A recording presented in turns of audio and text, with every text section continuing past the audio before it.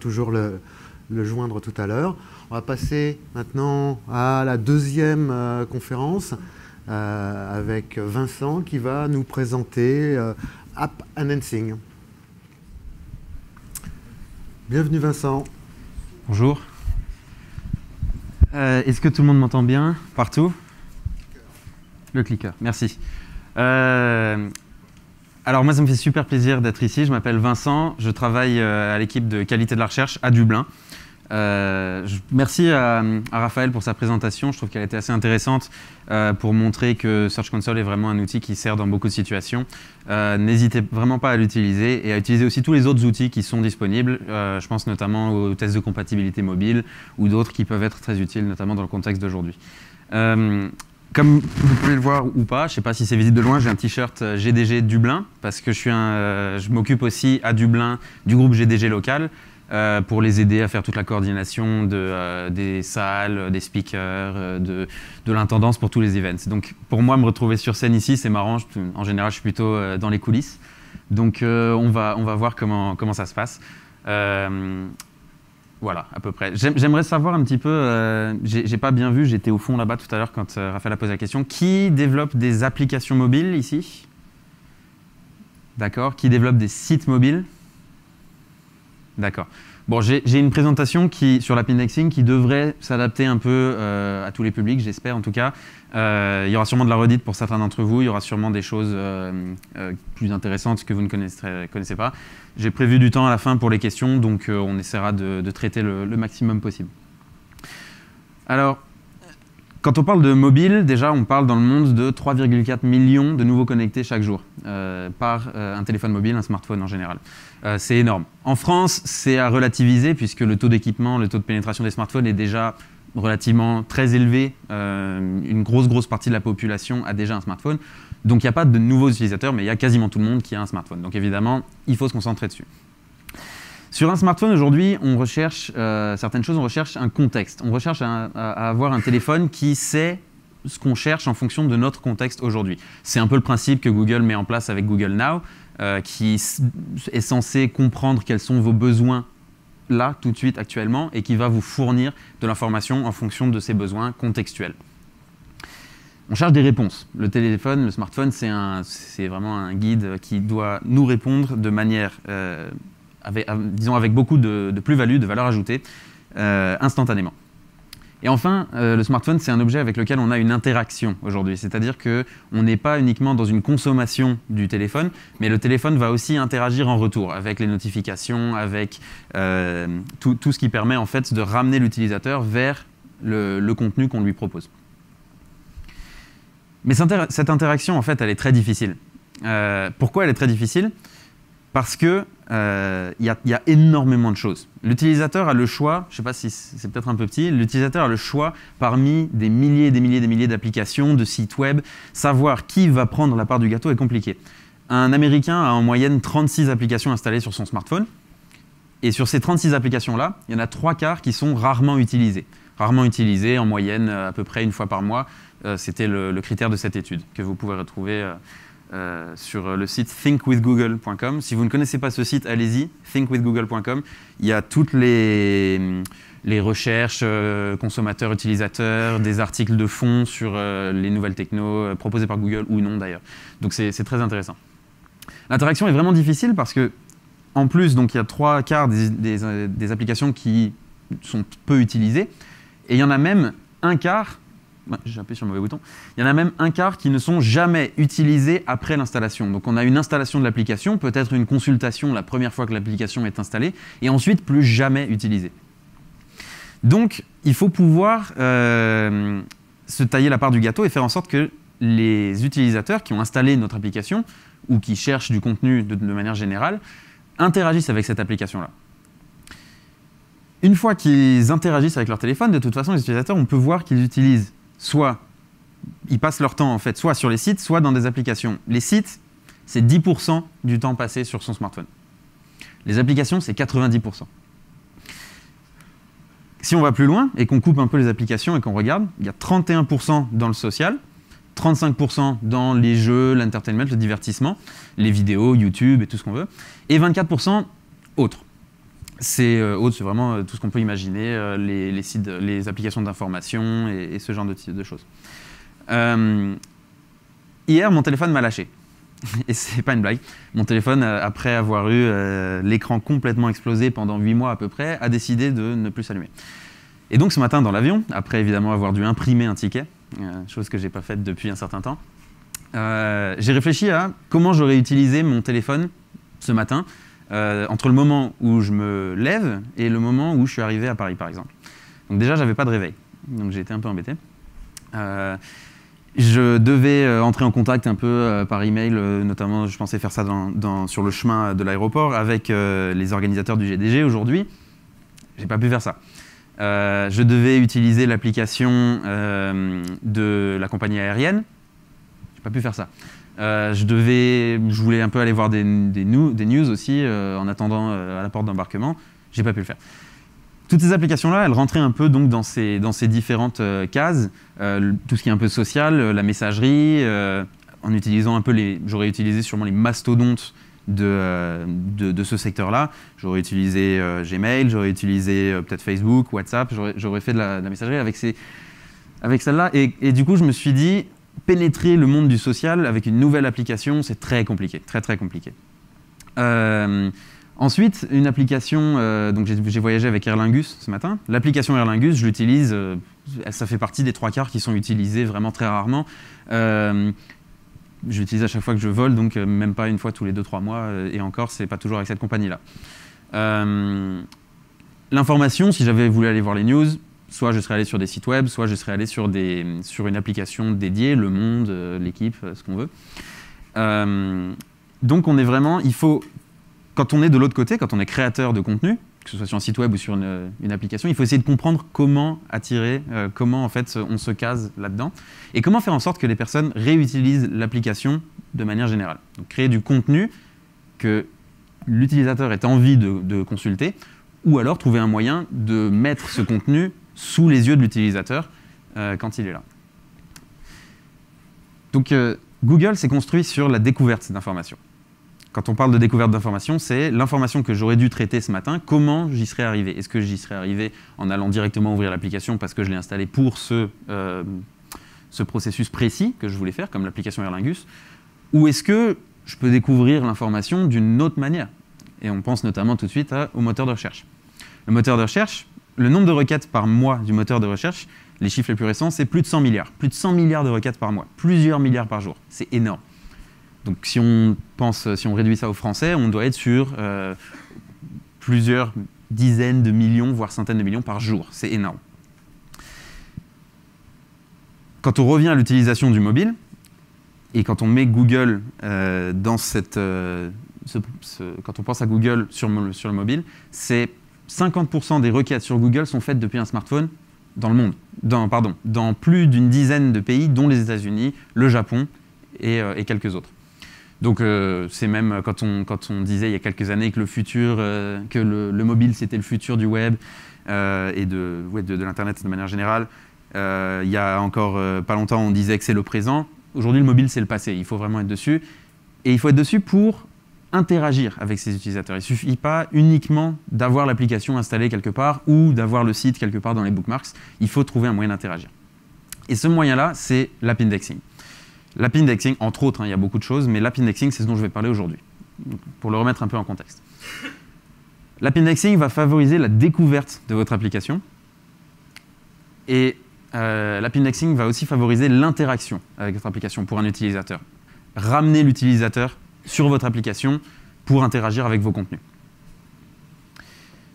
Donc, qui n'a jamais entendu parler de l'app indexing avant aujourd'hui? Quelques-uns? D'accord. Donc, l'app indexing, c'est mettre en place un système qui va mettre des liens vers une application mobile dans les résultats de la recherche Google. Donc, au milieu, le résultat de la recherche Google, en général, c'est traditionnellement les 10 liens, on appelle ça les 10 liens bleus, qui sont les 10 documents qui sont dans l'index Google, dans l'index des résultats naturels. Il y a les cartes Google Now, il y a les cartes, le Knowledge Graph, les images, les pubs, il y a énormément de choses différentes. Et à partir il y a quelques mois, depuis quelques mois, donc, on peut dorénavant avoir des liens vers du contenu qui vit dans une application, directement là. L'appindexing permet aussi d'insérer en fait des boutons d'installation d'applications en particulier dans les résultats de la recherche. Ça permet de faire apparaître des applications dans l'autosuggestion quand quelqu'un fait une recherche en live sur son mobile. Et ça s'intègre aussi avec Now on Tap. Now on Tap qui est en fait la possibilité d'aller chercher dans les applications pour faire une recherche sur Google. Donc pour illustrer ça un peu plus visuellement, les liens vers l'application depuis les résultats de la recherche, ça ressemble à quelque chose comme ça. Donc on a par exemple quelqu'un qui va faire une recherche sur les mots-clés Unique Wooden Jewelry, donc chercher des bijoux en bois.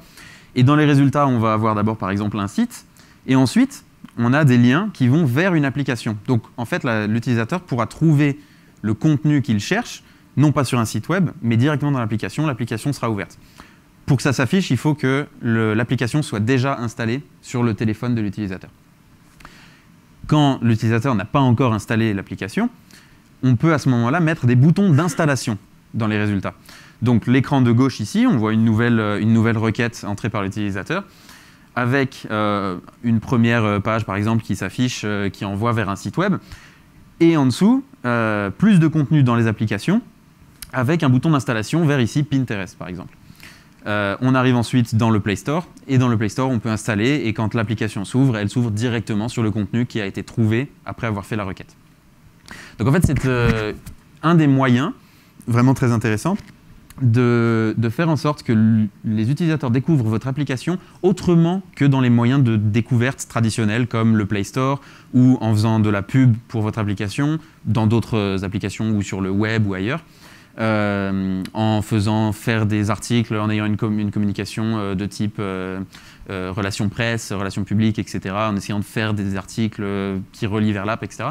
Là, on est sur une découverte très organique et qui correspond tout à fait, si vous avez du contenu qui correspond tout à fait à ce que cherche l'utilisateur, à ce moment-là, ça peut être très intéressant d'avoir un bouton d'installation directement dans les pages de résultats. L'autosuggestion dans la recherche, donc quand on commence à rechercher Kenny, par exemple, on va avoir des propositions de recherche, les autosuggestions qui se passent sur desktop, sur mobile aussi depuis longtemps. Et on va avoir aussi en dessous maintenant la possibilité, c'est pas dans 100% des cas, mais on va avoir la possibilité d'avoir des liens vers le contenu dans les applications également. Et donc là, plutôt que de d'abord faire la recherche, avoir la page de résultats qui s'affiche et choisir parmi les résultats où l'utilisateur veut aller, il va cliquer directement sur le lien vers le contenu dans l'application. Donc ça vous facilite aussi, ça évite une étape dans le flow de l'utilisateur pour le ramener sur votre application. Et avec Now on Tap, qui sera vraiment lancé avec Android M, on va avoir par exemple dans une application de messagerie ici, une première personne qui dit où est-ce qu'on devrait aller déjeuner. L'autre lui dit j'ai envie de manger mexicain. La première lui répond et si on allait à Resposado. Et en fait, vous voyez le point bleu en bas sur le bouton menu. Si on maintient appuyé le bouton menu longtemps, je ne sais plus combien de temps c'est exactement, mais ça doit être 2 ou 3 secondes, à ce moment-là, on a la recherche qui se lance directement par rapport au contexte qui est trouvé dans l'application. Et par exemple, ici, on a en bas, il a trouvé le restaurant Reposado avec un lien vers Google Maps, un lien pour appeler directement le téléphone, et ensuite 2 boutons pour aller dans des applications qui ont du contenu qui a du sens par rapport à ce contenu-là, à ce restaurant. Par exemple, Yelp et OpenTable. OpenTable, c'est une application qui permet de réserver des tables dans des restaurants. Donc en fait, une nouvelle fois, on court-circuite beaucoup du processus de recherche d'informations. On se met au plus proche de l'utilisateur et on se met dans son user flow. C'est vraiment ça qui est important, dans son navigational flow.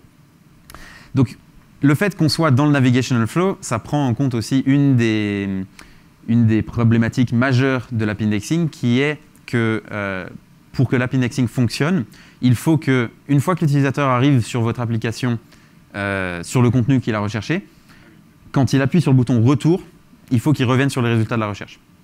Il ne faut pas desquels il est venu en fait. Vu qu'on est dans une navigation, il est allé directement parce qu'il était sur les résultats de recherche par exemple. Quand il revient, il ne doit pas revenir vers la page d'accueil de l'application. Il doit revenir vers les résultats de recherche. Voilà. L'app indexing a une influence sur le ranking, donc sur le classement des sites dans le moteur de recherche. On ne parle pas de s'il y a app indexing, on sera premier. Clairement, on n'est pas dans un schéma aussi direct. C'est sûrement une influence relativement mineure, mais c'est une influence qui existe. C'est une récompense pour en fait, produire beaucoup de contenu qui est utile à l'utilisateur. Alors maintenant, je vais passer sur une partie un peu plus technique. Comment mettre en place l'indexation en fait, de votre application.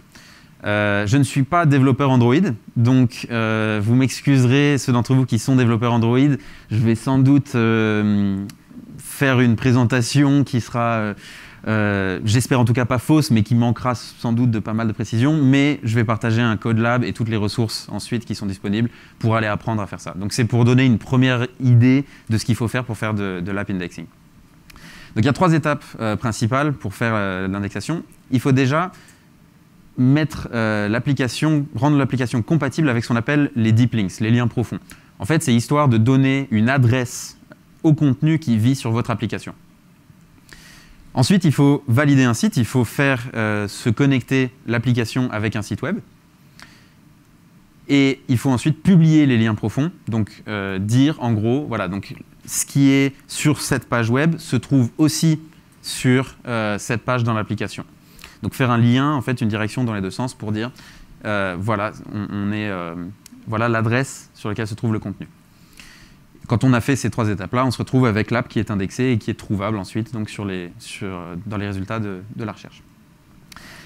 Alors on va passer d'abord à la première étape qui est d'intégrer les liens profonds dans l'application. On peut faire ça avec soit de l'HTTP, un HTTP scheme tout simplement, soit un custom scheme, donc un scheme personnalisé.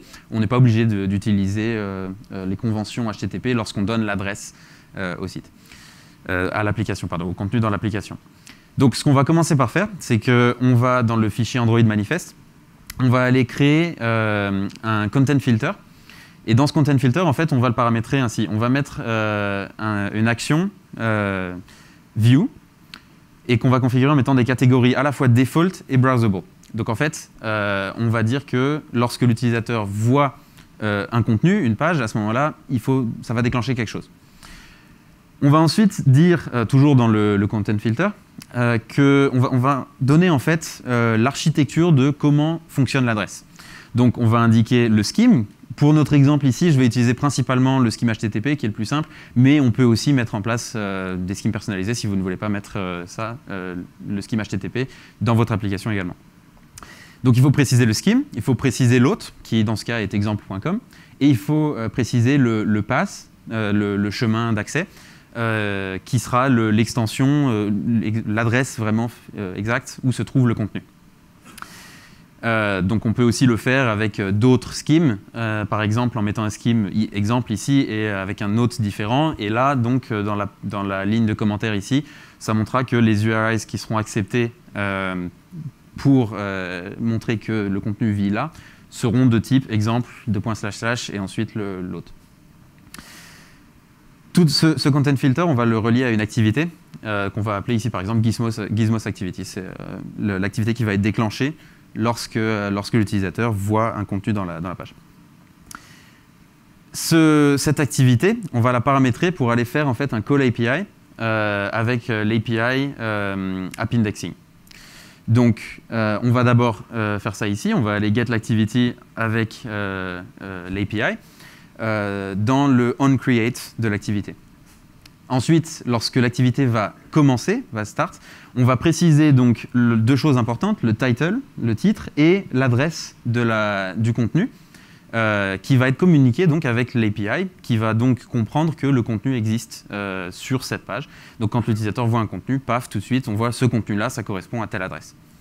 Et ensuite, on va mettre un non-stop, on va arrêter la view une fois que l'activité s'arrête. Voilà, donc ça c'était assez rapide, je m'en excuse, et peut-être pas très clair pour les développeurs Android. De toute façon, je vais partager les ressources sur lesquelles vous pouvez trouver plus d'informations concrètes. Ensuite, il faut valider le site. Donc il faut valider un site pour dire que ce site-là correspond au contenu qui vit sur l'application. On peut faire vivre du contenu d'une application qui existent sur différents sites. C'est faisable également. Vous contrôlez ça avec l'API. Donc ça va se faire d'une ou deux manières. Soit vous faites une requête dans la Developer Console d'associer un site à une app en particulier, soit vous faites le chemin inverse, donc dans la Search Console, où vous allez indiquer que tel site est associé à telle application. Et ensuite, quand vous avez fait cette requête-là, il faudra aller valider la requête dans l'autre des deux outils. Donc en fait, c'est vraiment faire communiquer la partie application et la partie site pour votre contenu. En général, dans beaucoup d'entreprises, il y a, je ne sais pas si j'ai le droit de dire ça, il y a une communication entre les deux parties qui n'est pas forcément la plus facile. Donc il faut mettre en place une communication à ce niveau-là pour faire travailler les équipes ensemble. C'est important dans l'app indexing. Donc une fois que le site est validé, il y a un petit raccourci qui nous dit en fait qu'on peut avoir en fait, le contenu de l'application déjà indexé. Si on utilise le scheme HTTP, en fait, comme ça va être exactement les mêmes adresses dans l'application et dans le site web, Google va essayer de comprendre tout seul en fait, où vit le contenu dans l'application. Et donc, théoriquement, vous pouvez vous arrêter là dans la mise en place de l'app indexing. Mais ce n'est pas ce qu'on recommande. On recommande quand même de publier les liens profonds. Donc, la publication des liens profonds se fait de deux manières différentes. Elle se fait soit par markup directement sur les pages du site, soit avec le sitemap. Donc, je vais vous montrer les deux méthodes.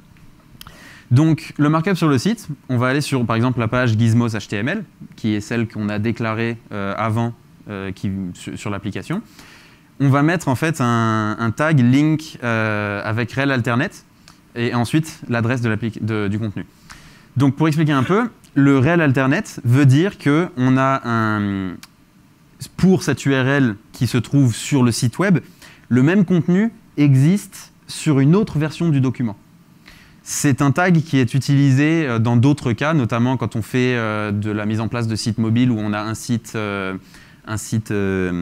desktop et un site mobile. À ce moment-là, on fait des alternates de l'un vers l'autre et de l'autre vers l'un pour indiquer que c'est le même contenu et sur deux sites différents. On le fait aussi quand on a la même page, mais dans des langues différentes.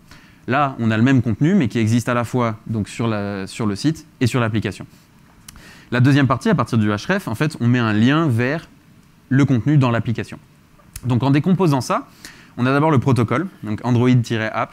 C'est le protocole qui est utilisé de manière générale par Android pour parler d'une application quand on veut faire un lien vers une application. Ensuite, on a le package ID, donc ça c'est l'identifiant unique dans le Play Store de votre application. Donc là, vous faites un lien, vous indiquez que vous faites d'abord un lien vers Android, vers le système, l'OS Android. Ensuite, dans Android, vous faites un lien vers l'application en particulier. Et ensuite, on se retrouve avec donc, le scheme. Dans notre exemple, c'est HTTP. Et enfin, le chemin d'accès, le path, donc l'adresse dans l'application où se trouve le contenu. Donc, en faisant ça, en fait, c'est pour ça qu'on recommande le scheme HTTP est le plus simple, parce qu'on a une correspondance quasi exacte en fait, avec les URL du site web, du site mobile. La deuxième façon de mettre les choses en place, c'est de faire dans le sitemap. Tout simplement, lorsqu'on déclare une URL dans le sitemap, on va aussi mettre un lien alternate. Donc, on va mettre le même lien, le href, Android, etc. Et cette fois-ci, on fera un link XHTML en fait, pour chacune des URL. Donc, c'est la deuxième façon et c'est sans doute celle qui est la plus automatisable facilement, on va dire. Donc voilà vraiment les trois principales étapes. Il faut créer une adresse pour le contenu dans l'application, relier l'application au site web et ensuite publier les liens de l'application à travers le site web. Ensuite, on va suivre, une fois qu'on a fait cette déclaration, Google va être capable en fait, d'explorer le contenu de l'application. Et il va remonter des informations forcément par rapport à ce contenu. Donc c'est visible dans la Search Console. Donc ça par exemple c'est mon compte Search Console où j'ai plusieurs sites et plusieurs applications Android. On appelle ça des propriétés maintenant. Avant, je ne sais pas si vous vous souvenez, mais dans la Search Console on pouvait ajouter un site. Aujourd'hui on peut ajouter une propriété parce que justement on peut contrôler des applications Android depuis la Search Console. Donc en appuyant sur ajouter une propriété, on va avoir une box où on peut tout simplement préciser le package ID, donc Android-app : et le package ID pour faire en sorte que vous puissiez voir cette application-là dans Search Console. Ça peut être dans le compte Google de beaucoup de monde dans votre entreprise, comme c'est le cas avec les sites web. Il peut y avoir plusieurs propriétaires. Donc les nouveaux propriétaires doivent passer par là. Et ensuite, on a la possibilité pour cette application en fait, d'avoir accès à différents tableaux de bord. L'analyse de la recherche aussi, avec des informations sur quand votre application a été ouverte par des utilisateurs alors qu'ils venaient des résultats de recherche.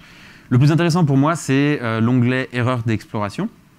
Quand Google essaie de comprendre, d'aller explorer votre app et qu'il y a une erreur, il va vous l'indiquer ici. Et il va vous indiquer quoi exactement.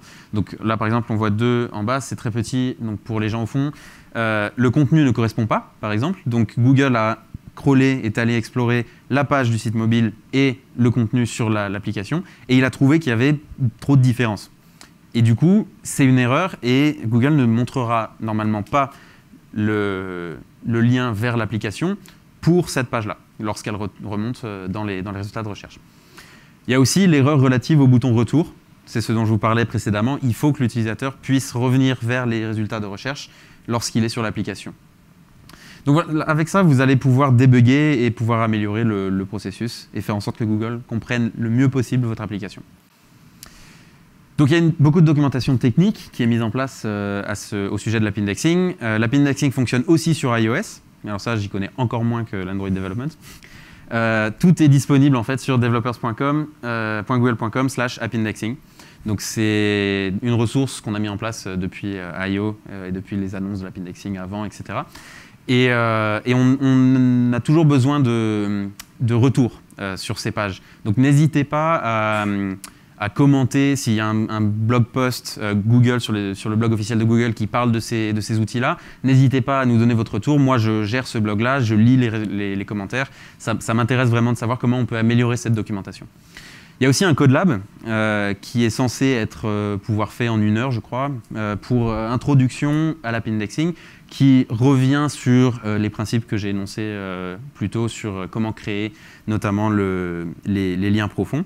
Donc je vous encourage tous à aller faire ce Code Lab. J'en ai eu des bons retours de personnes que je connais qui l'ont fait, donc a priori c'est une ressource vraiment intéressante.